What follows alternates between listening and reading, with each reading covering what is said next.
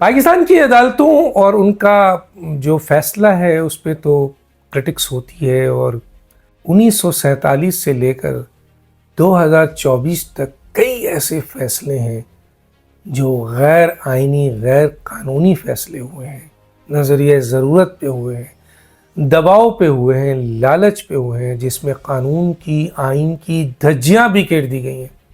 بے شمار فیصلے ہیں، اور ان فیصلوں کی بنیاد پہ ہمارا پاکستان بہت نیچے گیا ہے۔ میں اس ڈیٹیل میں نہیں جانا چاہتا کہ کون کون سے فیصلے ہیں، ضرور کسی دن بتاؤں گا آپ کو اور بھی، لیکن پاکستان میں ایسے فیصلے ہوتے رہے ہیں۔ کیا امریکہ میں بھی ایسے فیصلے ہوتے ہیں؟ یقیناً وہاں کی عدالتوں میں بھی انصاف کا 2 مراحل دیکھنے کو ملتا ہے، اور ان مراحلوں کو میں تھوڑا سا بتاؤں گا کہ اپر جو طاقتور ہیں ان کے لیے الگ، اور جو کمزور ہیں ان کے لیے الگ۔ ابھی تو میں آپ کو یہ کوٹ کر رہا ہوں کہ امریکی تاریخ میں ایک ایسا صدر جس پر جرم ثابت ہو گیا لیکن وہ وائٹ ہاؤس میں جا رہا ہے، حلف اٹھانے جا رہا ہے اور صدر بننے جا رہا ہے۔ اب اس سلسلے میں امریکن قانون، آئین کیا کہتا ہے وہ بھی میں بتاؤں گا، اور امریکہ میں بہت سارے ایسے لوگوں کو سزا ہوئی لیکن وہ کسی نہ کسی طریقے سے بچ گئے، یہ بھی بتاؤں گا۔ لیکن اس وقت میں ڈونلڈ ٹرمپ کے اس کیس کی بات کر رہا ہوں۔ آپ کو پتہ ہے ابھی پچھلے دنوں عدالت نے ان پہ جو جرمانہ تھا اس کو ایک کیس میں برقرار رکھا تھا۔ اب جو میں آپ کو یہ بتانا چاہتا ہوں کہ کون کون سے کیسز ہیں ڈونلڈ ٹرمپ پہ جس پہ فیصلہ ابھی آنا باقی ہے، اور ایک کیس جس میں فیصلہ آ گیا ہے اس کے کیا حال ہے۔ کئی فوجداری مقدمات ہیں ڈونلڈ ٹرمپ کے خلاف: مالی بدعنوانی، انتخابی مہم کے لیے فنڈز کے غلط استعمال کا، رازداری کے خلاف ورزی یعنی خفیہ سرکاری دستاویزات کو غیر قانونی طور پر اپنے پاس رکھنے کا الزام، انتخابی نتائج میں مداخلت، 2020 میں کہ صدارتی انتخاب کے نتائج تبدیل کرنے پر الزام ان کے، جنوری 6 2021 کیپٹل ہل پر حملہ میں ان پر بھی چارج ہے، لیکن ان پہ مقدمات نہیں ہوئے۔ مقدمات جو ہیں وہ کس پہ ہوا ہے؟ وہ ایک کیس ہے، وہ میں بتاتا ہوں، وہ ہش منی کا کیس ہے۔ ہش منی کیس کا فیصلہ آ گیا اور جرم ڈونلڈ ٹرمپ پر ثابت ہو گیا۔ اور یہ ہے کیا ہش منی کیس؟ تھوڑا سا بتا دیتا ہوں۔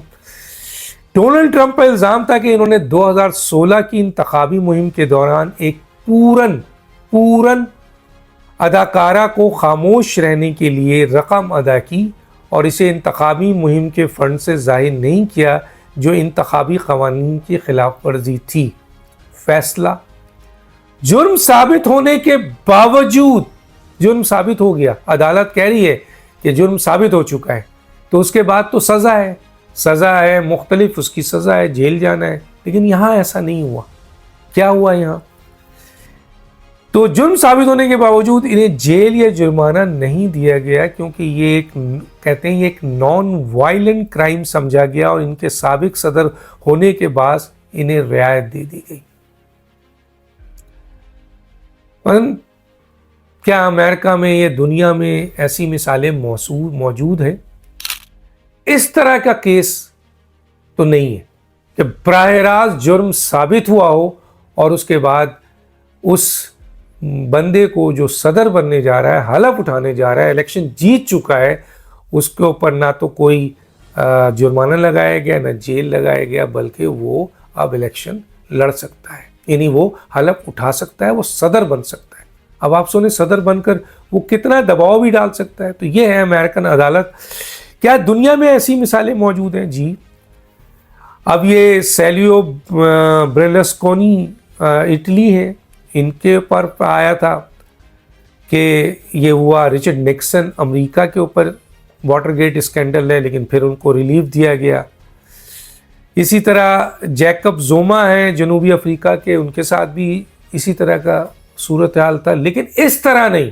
میں صرف چھوٹا سا ٹائم نہیں ہے، چھوٹی ویلاگ میں نے بنانا، ورنہ میں سب پڑھ کے آپ کو بتا دیتا۔ نواز شریف صاحب پر بھی ہوا تھا کہ جی ان پر جرم ثابت ہوا تھا، لیکن پھر وہ پاناما کیس میں باہر ثابت ہو گئے تھے۔ وہ الگ بات ہے کہ بعد میں آگے پتہ چلا کہ یہ کیس ہی غلط بنایا تھا عدالت نے۔ تو مسئلہ کہنے کا یہ ہے کہ یہ جو آپ کا امریکہ ہے اس کا آئین کیا کہتا ہے. اب آئین اس کا بہت ہی امپورٹنٹ ہے.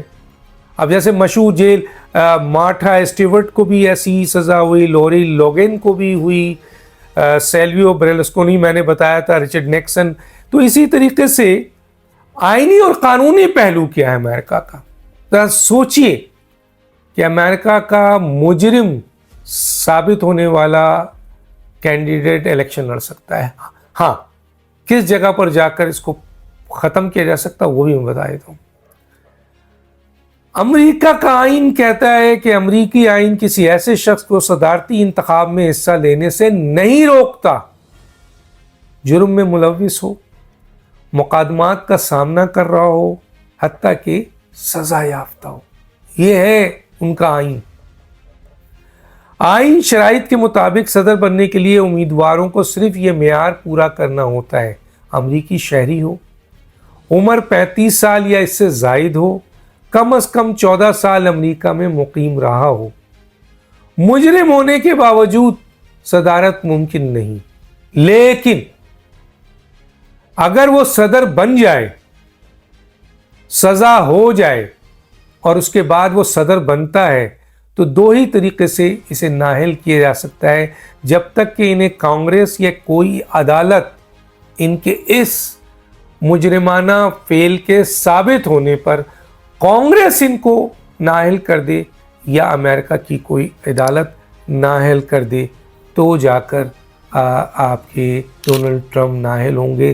ورنہ انتخاب تو انہوں نے لڑ لیا مجرم ہونے کے باوجود, اور اب وہ حلف لینے جا رہے ہیں ریسنٹلی کیس میں آپ کے جرم ثابت ہونے کے باوجود نہ ان کو جیل کیا گیا, نہ ان پر کوئی فائن کیا گیا, اور ان کو ریلیف ملا کہ وہ سابق صدر تھے.